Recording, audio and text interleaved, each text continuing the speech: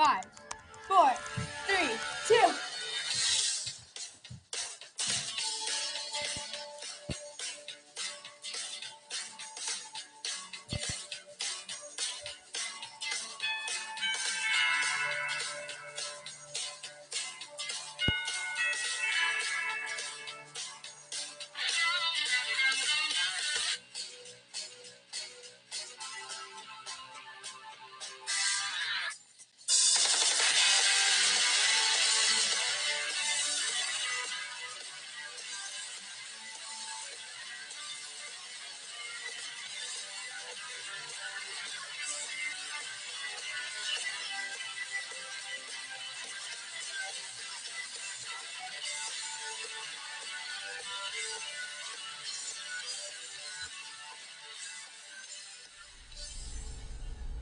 Good morning, Ursuline Academy. My name is Grace Petchel, and welcome to this week's broadcast.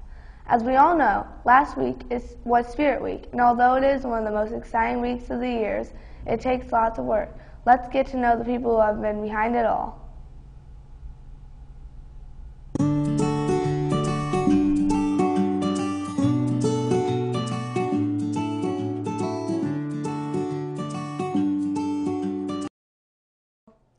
I think being part of student council means that you're willing to make a commitment, and by that commitment they have meetings to go to as well as keeping their studies up, and if they're members of a sports team or they work after school, it teaches them to maybe balance their full plate.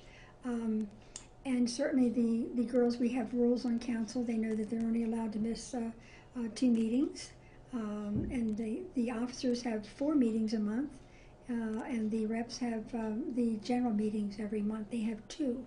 So that takes a bit of time on their part to be part of student council. And we're serious. They're the leaders of the school, and if they don't know the meaning of commitment, then the rest of the school is not going to know that either. So they're supposed to set a good example.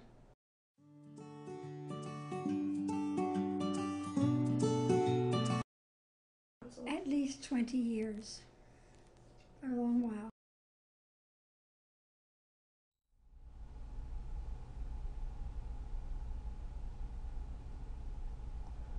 Thank you, Stuco, for all your hard work. Another person we need to thank is our new vice principal, Mrs. Mullen.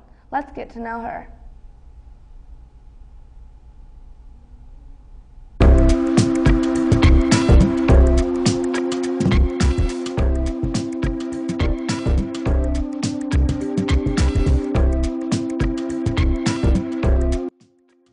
How does it feel to be vice principal?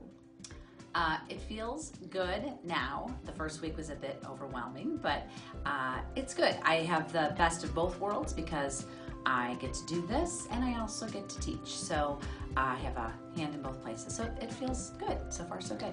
Who is your teacher bestie? That's a tough one because I like a lot of the teachers.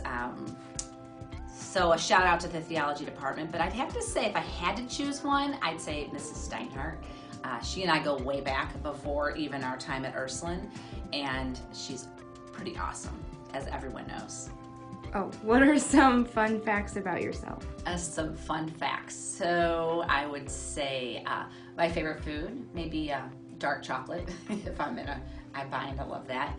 And favorite color, honestly, I'm a color gal, so I love all colors, and the rainbow I just love it. Roy G. Biv, I'm all about it.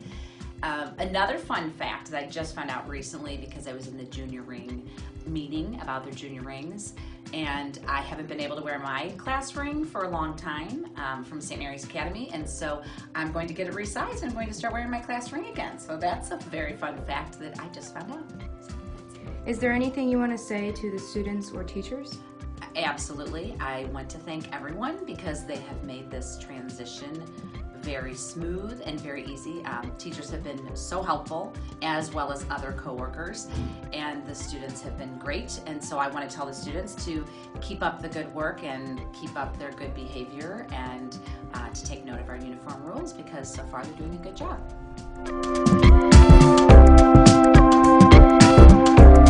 As the days go on, The leaves are changing, the weather is dropping, and Halloween is coming. So let's hear about some spooky movies.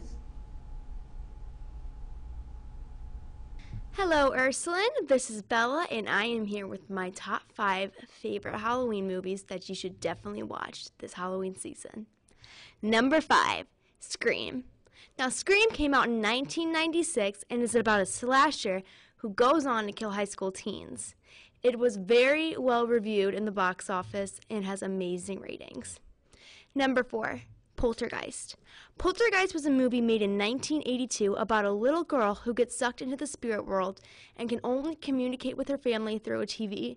It is one of the most well-known 80s horror movies, and you should definitely watch it. Number 3, Nightmare on Elm Street.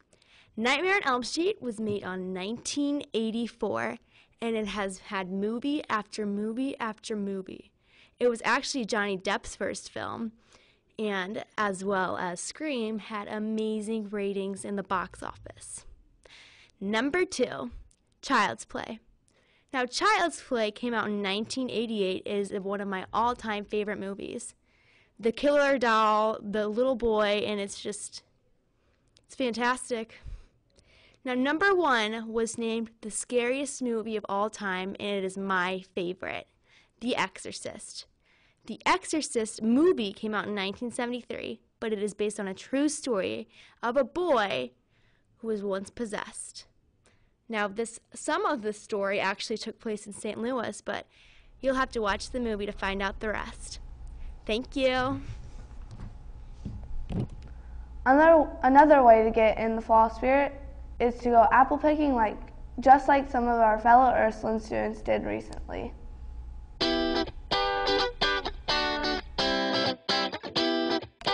How to pick the perfect apple with Cultural Cooking Club.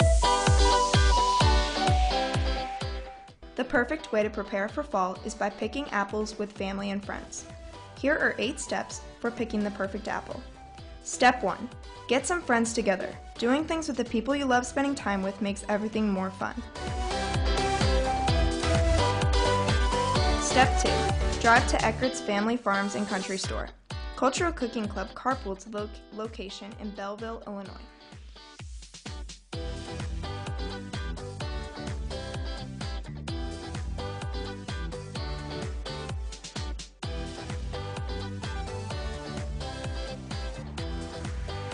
Step 3. Walk up and down the rows of apple trees and look for trees full of apples.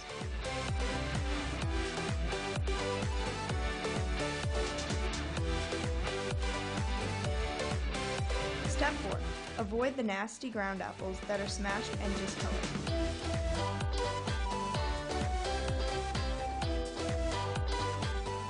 Step 5.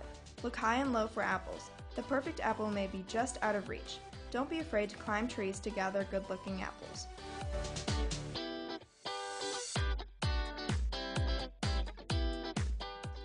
Step 6. Check the firmness of the apple by squeezing it.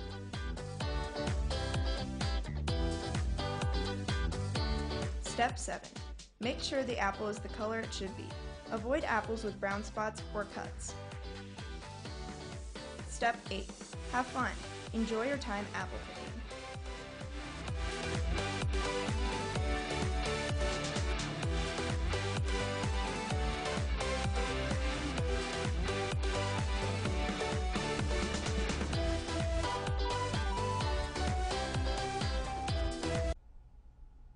Another event coming up is Ursuline's annual Cut Past Love hair donation event.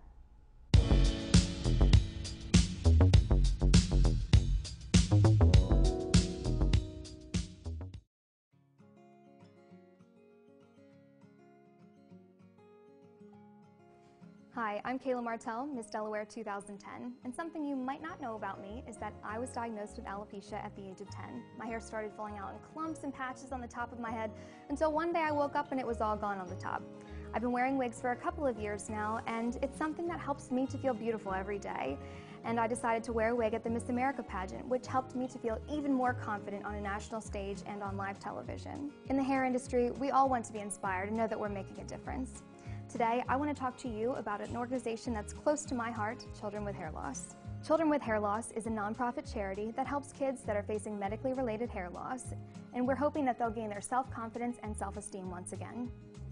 For more than 13 years, Children with Hair Loss has been providing customized human hair replacement for children. And they do this completely free of charge for kids with medically related hair loss, including cancer, alopecia, trichotillomania, burns, or any other condition. Each child can receive a new hair replacement and care kit every year until their 21st birthday. This is totally free of charge with a value of more than $5,000. Children with Hair Loss accepts colored, highlighted, chemically treated, or gray human hair donations of 8 inches or longer as long as they're in good condition. However, many girls request long hair, so if a donor can give 10, 12, or even 14 inches of hair, CWHL recipients would be very grateful for their generosity. I never donated my hair freshman, sophomore, or junior year, so I thought ending my senior year with donating my hair would be very cool. And I have all this hair, so why not? I think the most rewarding part about doing this is to just bring awareness to people who have cancer and to know that I'm making somebody feel beautiful with my hair.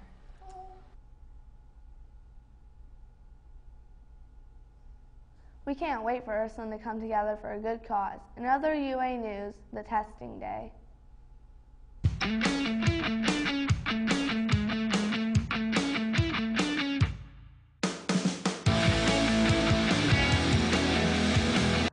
So testing day was Wednesday, October 10th, and this is a day when freshmen, sophomores, and juniors take a standardized test to help them prepare for ACT or SAT when they take either of those tests their junior and senior year. The freshmen for testing day took the ACT Explore test, and the sophomores for testing day took the pre-ACT. Both of these tests cover the areas of English, math, reading, and science, very similar to the actual ACT, but on a freshman or sophomore level. And the juniors took the PSAT, which covered critical reading and writing and mathematics skills, very similar to the actual SAT.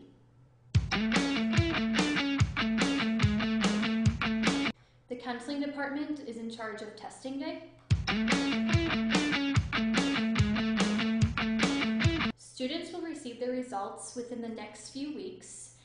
The counselors will discuss these results with the students and explain how these results can help students prepare for when they go to take the actual ACT or SAT.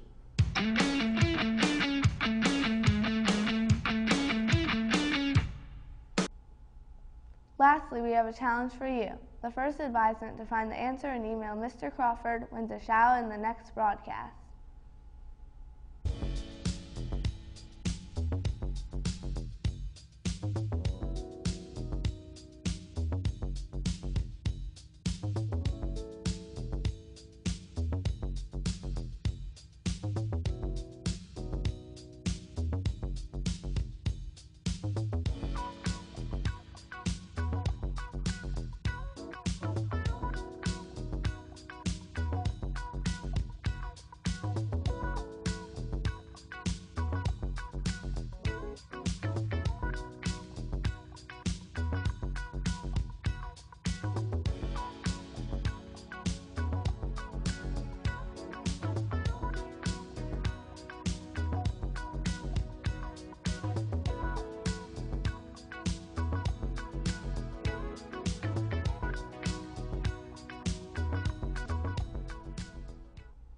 That's it for today, Ursuline Bears. My name is Grace, and thank you for watching, and stay tuned for the next broadcast.